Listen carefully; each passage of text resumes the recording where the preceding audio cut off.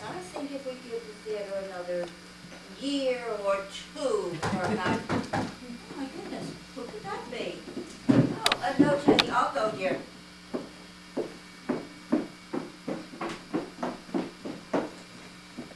Officer Brophy, come in. Miss Brewster. How are you? Very well, Miss Brewster. Good. What news have you brought me? Colonel, I have nothing to report.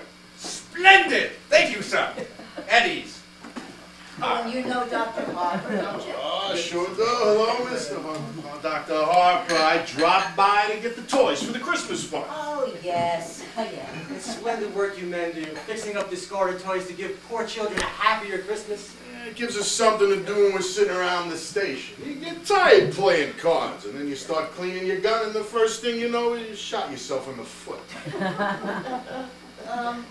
Teddy, would you go upstairs and get that big box from your Aunt Martha's room?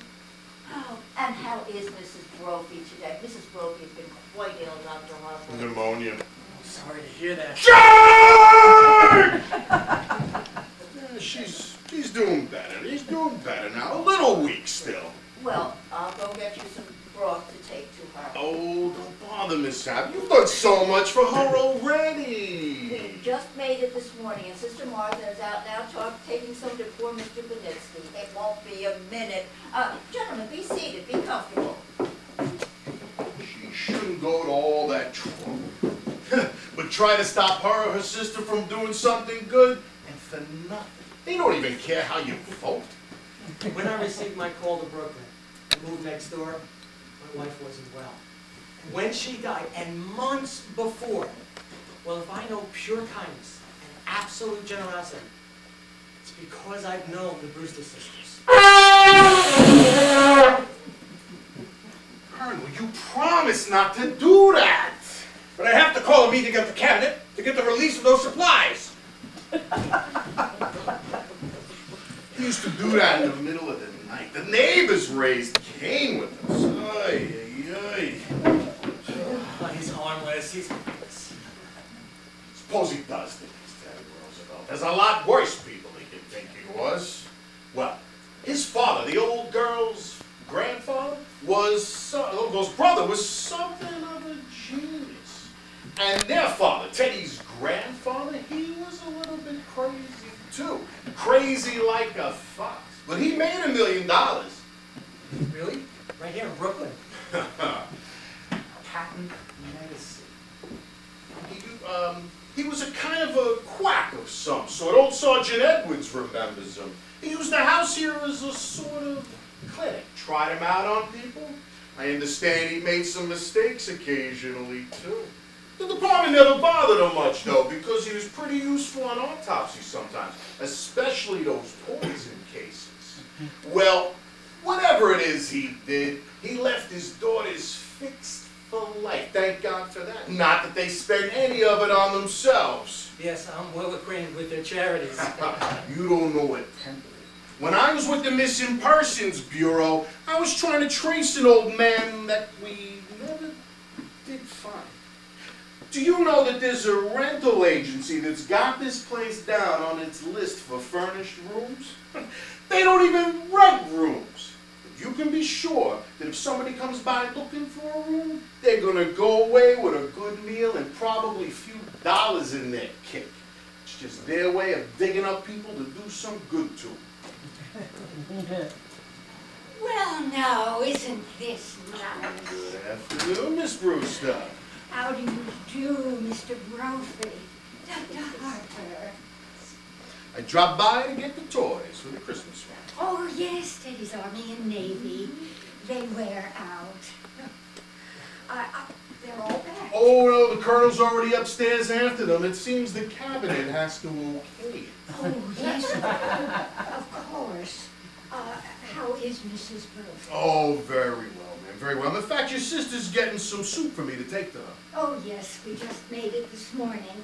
I just took some to a poor man who broke ever so many bones. Oh, Martha, you're back. Oh, how is Mr. Benitsky? Well, it's pretty serious, I'm afraid. The, The doctor was there. He's going to amputate in the morning. Oh, Can we be present? No. I asked, but he said it was against the rules of the hospital. Well, you couldn't be of any service, and besides, you have to spare yourself something. Well, here's your broth, Mr. Brophy. You just make sure it's good and hot. Yes, ma'am. Ooh, this is fine. This is gonna make a lot of kids happy. That's General Miles. I've retired him. What's this? The Oregon? Teddy, put it back. But the Oregon goes to Australia. Oh, now, Teddy. No! I promised Fighting Bob Evans. Teddy. What difference what kid gets it? Bobby Evans, Izzy Cohen? I'll be on my way. Thank you very much, ladies. Not at all.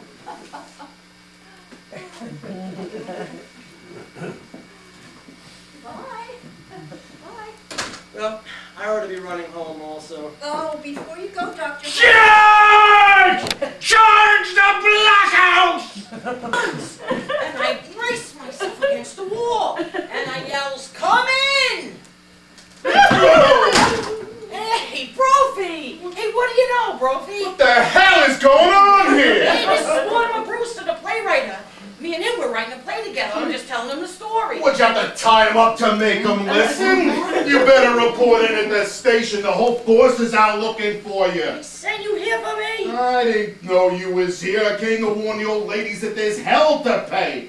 Colonel blew the bugle again in the middle of the night. The way the neighbors are calling in about it, you think the Germans dropped a bomb in the middle of Flatbush Avenue.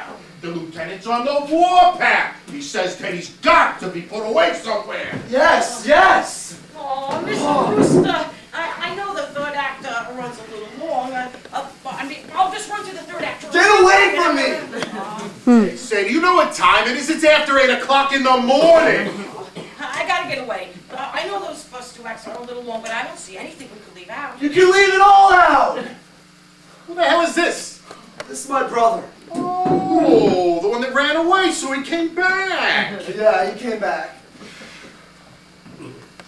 This is Brophy. Get me Mac. I better let them know I found you here. Mac, tell the lieutenant to call off the big manhunt. Yeah, the Brewster house. You want me to bring the fool in? All right, we'll wait here. Lieutenant's on his way over.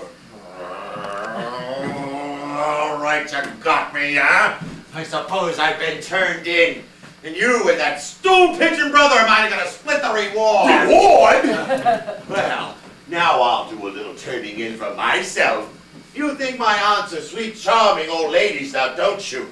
Well, there are 13 bodies buried in their cellar. Teddy! Teddy! Teddy! What the hell are you talking about? You better watch what you're saying about your aunts. They happen to be friends of mine. Why, I'll show you. 13 bodies. Wait a minute. Come to the cellar with me. I'll show you. Yeah, right.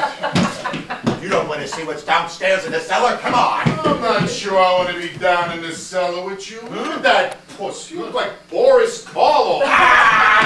Get him over here! Get him! What do you know about that? Come in! What the hell are you doing here? I was gonna handle this. Well, sir, we was just about to... What happened? You put up a fight? This ain't the guy that blows the bugle. This is his brother. He tried to kill me. All it said was that he looked like Boris Karloff. Oh. We kind of think he's wanted somewhere. Oh, you kind of think he's wanted somewhere. You know, if you guys don't look at the circulars we hang out in the station, at least you could do is read True Detective. Certainly he's wanted. In Indiana, escaped from the prison for the criminal insane. He's a lifer. For God's sakes, that's how he was described. He looks like Karloff. Was there a reward mentioned? Yeah, and I'm claiming it. He's trying to get me down in the basement. He said there's 13 bodies buried down there. 13 bodies buried in the cellar. And that didn't tip you off that he came from a nut house? I thought all along he talked kind of crazy. Oh, Shakespeare, where have you been all night? I didn't even bother telling me. Well, I've been right here. I'm writing a play with Mortimer Brewster. Oh, yeah? Well, you're going to have plenty of time to write that play. Now get back and report in.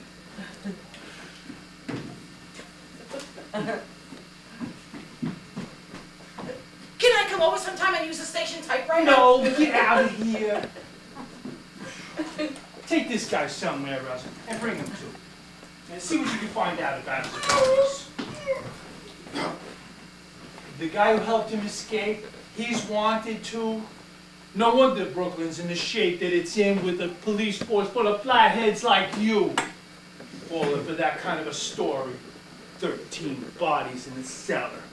But there are 13 bodies in the cellar. Who are you? I'm President Roosevelt. What the hell is this? This is the fellow that blows the bugle. Good morning, Colonel. Well, Colonel, you've blown your last bugle. Dear me, another yellow fever victim. What? All the bodies in the cellar are yellow fever victims. No, Colonel, this is a spy that we caught in the White House. Get that guy out of here. If there's any questioning of spies, that's my department. You stay out of this. You're forgetting, as president, I also am head of the Secret Service.